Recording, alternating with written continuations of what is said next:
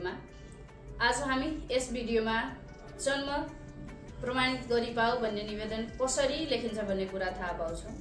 त्यो थाहा पाउनु भन्दा अगाडि के थाहा पाउन जरुरी छ भने हामी यो कुन नियमको आधारमा रहेर जन्म प्रमाणित गराउन जान्छौं हामी आफ्नो सम्बन्धित वडा कार्यालयमा। हरेक बालबालिकालाई यो हक हुन्छ। बालबालिका सम्बन्धी ऐन 2075 को दफा 4 मा के उल्लेख छ भने हरेक बालबालिका जन्मिसके पश्चात उलाई एउटा पहिचान चाहिन्छ र त्यो पहिचान दिलाउनको लागि हरेक आमा बुवाले आफ्नो बालबालिकाको जन्म दर्ता बनाइदिनुपर्छ र जन्म प्रमाणित गराइदिनुपर्छ भन्ने कुरा उल्लेख गरिएको छ। त्यही ऐनको नियम बमोजिम हामी चाहिँ जन्म दर्ता प्रमाणित गराउन आफ्नो सम्बन्धित वडा कार्यालयमा जाने गरेका छौं र त्यहाँ गएर हामी कस्तो किसिमको निवेदन दिन्छौं भन्ने कुरा यदि तपाईहरुलाई थाहा छैन भने यो भिडियो पुरै हेर्नु होला। तपाईहरुले सिक्न सक्नुहुन्छ र जान्न सक्नुहुन्छ। नमस्कार, आजको यस भिडियोमा हामी जन्म प्रमाणित गराइ पाऊ भन्ने निवेदन कसरी लेख्ने भन्ने कुरा सिक्ने छौं। कुनै पनि निवेदन लेख्नु पूर्व पेपरलाई फोल्ड गर्नुपर्छ। कुनै पनि फर्मल निवेदन लेख्दै हुनुहुन्छ भने पेपरलाई फोल्ड गरेर अनि त्यसपछि हामी लेख्ने गरेको छौं। त्यसैले यसरी चाहिँ तपाई पेपर फोल्डिङ गर्न सक्नुहुन्छ अनि त्यसपछि चाहिँ के विषयमा र कसलाई तपाई निवेदन लेख्दै हुनुहुन्छ त्यो कुरा स्पष्ट भइसकेपछि तपाई लेख्न सक्नुहुन्छ। जस्तै हामी आज चाहिँ जन्म प्रमाणित गराइ पाऊ भन्ने निवेदन जुन लेख्दै छौं त्यो चाहिँ हाम्रो सम्बन्धित वडा कार्यालयमा लेखिन्छ हैन। त्यसैले यहाँ चाहिँ हामी सर्वप्रथम पहिला दायाँतर्फ मिति लेख्छौं। कहिले हामी चाहिँ यो निवेदन लेख्दै छौं त्यो मिति खुलाउनु होला यहाँ। अनि त्यसपछि चाहिँ यो निवेदन चाहिँ हामी कसको नाममा लेख्दै छौं त्यो खुलाउनु पर्ने हुन्छ। जस्तै हामी यो जन्म प्रमाणित गराइ पाऊ भन्ने निवेदन लेख्दै छौं त्यो निवेदन चाहिँ हाम्रो वडा कार्यालयको नाममा लेखिन्छ। त्यसैले हामी यहाँ चाहिँ लेख्छौं श्री वडाध्यक्षज्यू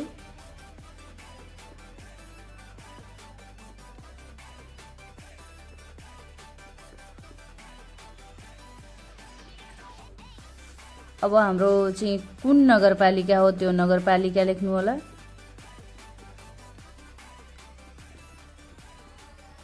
अब यो नगरपालिकाको कति नम्बर वडा कार्यालय छ त्यो लेख्नु होला।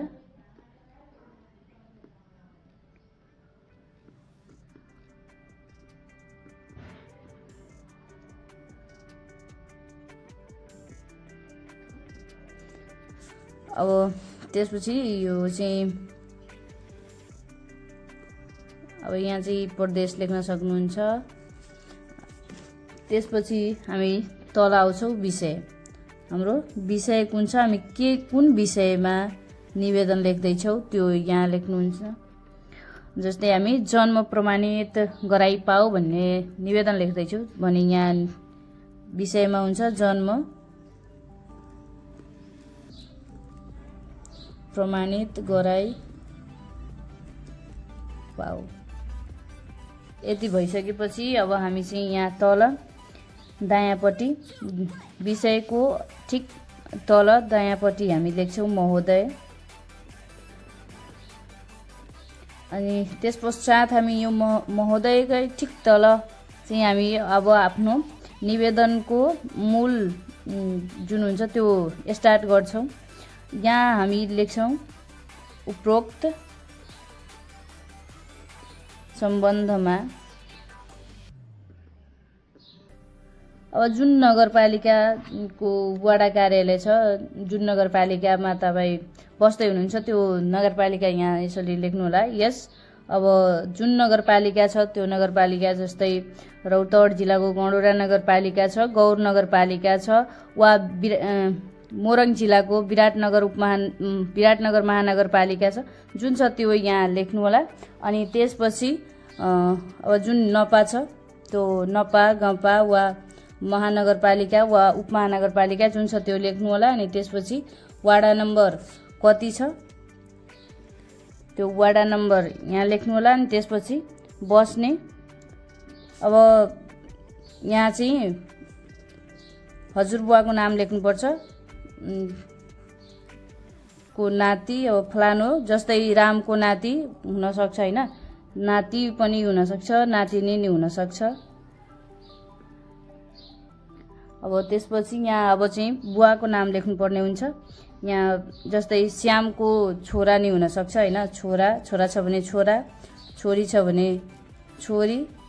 अनि त्यसपछि चाहिँ बालबालिका जुन छ जसको हाम्रो यो जन्म प्रमाणित गराउनु पर्नेछ, त्यो बालबालिकाको के नाम राख्दै हुनुहुन्छ त्यो नाम राख्नु होला। अनि त्यसपछि कुन मिति जस्तै छोरी छ भने सीता राख्न सक्नुहुन्छ, गीता राख्न सक्नुहुन्छ, जे नाम छ त्यो राख्नु। अनि त्यसपछि को जन्म नत्र मिति, अब कुन मितिमा जन्म भएको छ त्यो मिति होइन, यो मिति वा। अनि त्यसपछि कुन दिनमा जन्म भएको छ, आइतबार, सोमबार, मङ्गलबार, त्यो दिनमा यहाँ मा लेख्नु होला। अनि जन्म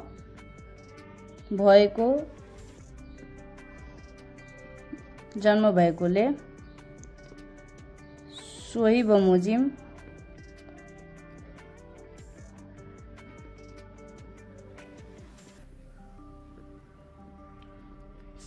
बमोजिम जन्म प्रमाणित गराई।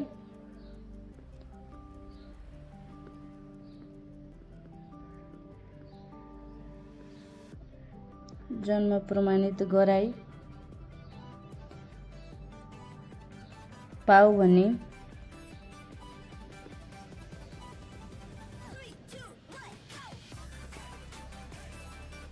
यो निवेदन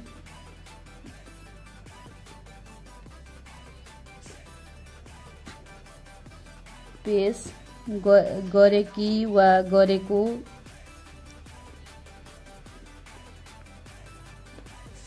छु भनेर लेख्न सक्नुहुन्छ। अब महिला हुनुहुन्छ भने गरेकी, पुरुष हुनुहुन्छ भने गरेको लेख्न सक्नुहुन्छ।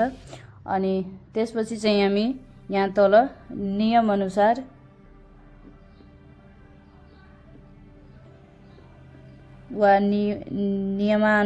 नियमानुसार जन्म प्रमाणित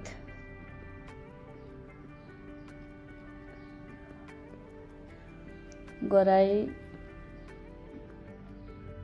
पाऊ भनेर यहाँ यसरी लेख्न सक्नुहुन्छ। अनि त्यसपछि चाहिँ यहाँ मेरो यहाँ जस्तै संलग्न कागजातहरू, अब तपाईँ यो निवेदनसँग कुन कुन कागजातहरू दिनुपर्छ त्यो कागजातहरू पनि यहाँ लेख्नुपर्ने हुन्छ।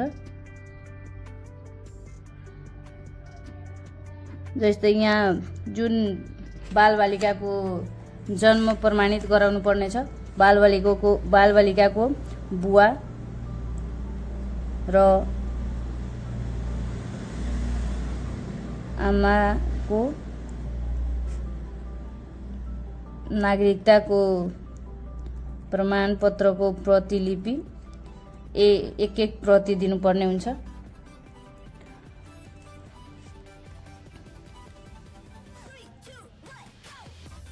अब त्यसपछि त्यस्तै अर्को कुनै डकुमेन्ट छ भने त्यो डकुमेन्टहरू पनि पेश गर्न सक्नुहुन्छ। अनि त्यसपछि चाहिँ हामी यहाँ तल अब जुन डकुमेन्टहरू छ त्यो डकुमेन्टहरू पेश गर्न सक्नुहुन्छ हैन। त्यसपछि चाहिँ हामी यहाँ निवेदक लेख्छौँ। अब निवेदक भनेको जो व्यक्तिले निवेदन गर्दै हुनुहुन्छ व्यक्तिको नाम हुन्छ। यहाँ चाहिँ नाम, ठेगाना, सम्पर्क नम्बर पनि राख्न सकिन्छ।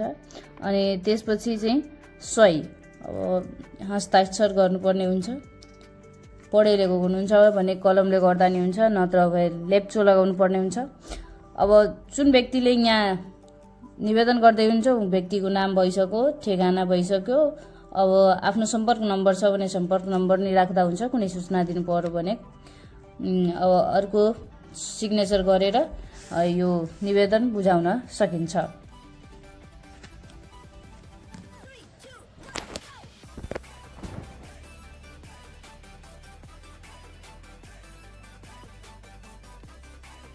तपाईहरुलाई यो भिडियो उपयोगी लाग्यो भने लाइक कमेन्ट र सब्स्क्राइब गर्न नभुल्नुहोला र तपाईहरुलाई पनि कुनै किसिमको निवेदनको ढाँचा चाहियो भने यस भिडियोको कमेन्ट सेक्सनमा कमेन्ट गर्न सक्नुहुन्छ। धन्यवाद।